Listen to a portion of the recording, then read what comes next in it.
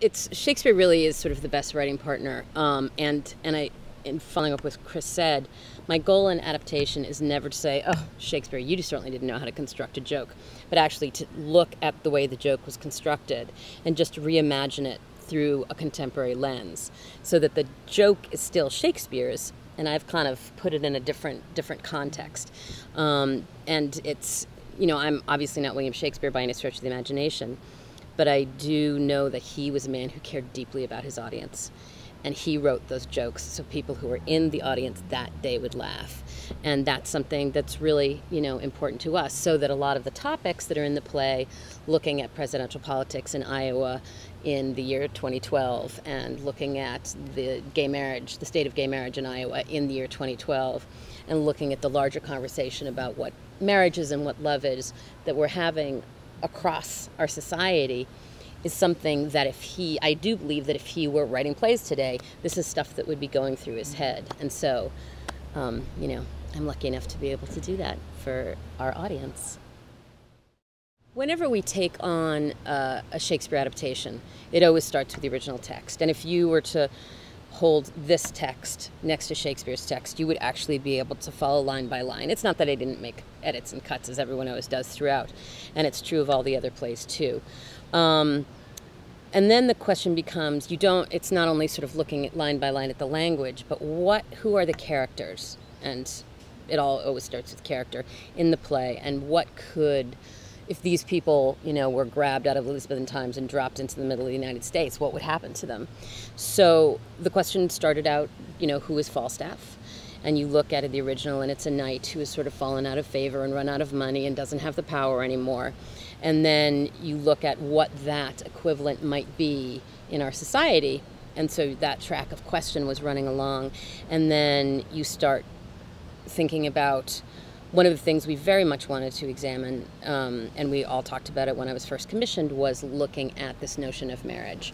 Because it's the very Merry Wives of Windsor, and it's about somebody Falstaff, who disrespects marriage and uses that disrespect to try and get to gain personally. And of course it doesn't work out, because you shouldn't disrespect the notion of marriage. And when you go setting the play in Iowa, we actually thought about Massachusetts and other places where gay marriage is legal. And this very nice confluence of, Iowa, we all know Iowa is this place where the presidential caucus is, and they also have gay marriage, so Falstaff could be put on this path of being a poor candidate who lost the Iowa caucuses and ends up stuck there. He feels stuck there. I think he should be having a great time in Iowa, but because he's out of money, and he has to reconstruct his career, much as Falstaff was trying to do, and tries to build his fortune out of seducing two wives, one of whom who's married to a man and one of whom who's married to a woman.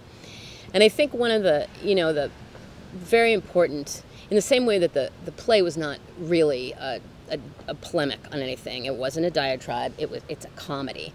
And so there isn't a particularly strong hit on whether gay marriage should be legal, or it's all about, gay marriage is legal. What does this mean for the world? What is this, this theoretical, incredibly funny Iowa world where gay marriage is legal, and what happens when you stick someone like John Falstaff into the middle of that society?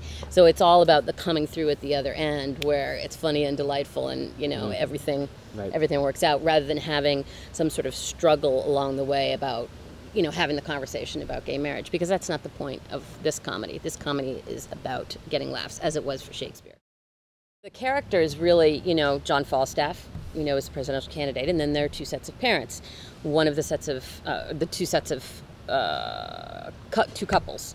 And one of the couples in the original, the Fords, sort of struggles with the question of irrational jealousy. And the other one, the Pages, really looks at how parents try to manipulate or don't try to manipulate the marital choices of their child. And in the original, they have two different ideas. And of course, Anne Page, the daughter, doesn't like either of their ideas. And it's very much the same in this play. So you can't, a little at the end when we hit the Iowa State Fair, I've taken a little more liberty with the language, because you really want to get in funny jokes about chickens. And cows, and any number of livestock jokes will appear in the play. But the story is really, it's the same story. It's the same people. They just live in today and now in Iowa. Yeah. It's not Shakespeare, but it is Shakespeare. How do we say that better? We've been struggling with that question for a really long time. Yeah, we struggled with it for 20 years in Cornerstone because it is. I mean, it really, we really honor Shakespeare. Right. I mean, that's the whole point of doing this adaptation, is because we feel, not to speak for you, but we feel like his plays are so strong and have, lasted for so long for very good reason that it's okay to stretch them a little bit. And we do that as a form of homage rather than a form of improvement. Shakespeare's original language, even though this is largely not in verse, although again in this adaptation the parts that are in verse in the Shakespeare are in verse in this production, but the language, even though it's comic, is incredibly complicated and dense, and there's no intention on my part or Chris's part to undensify the language or to make the jokes less complicated. And an example of that is we keep all the these and thous, which are used at different times, from the yous, because that kind of making a distinction between the intimate and the non-intimate is actually really interesting and has an effect on the way people play the scenes. And so the language has a sort of Shakespearean tint throughout the painting that lands it as not modern. And it's obviously not thoroughly Shakespearean either, but it's not, it's not a simplification process at all.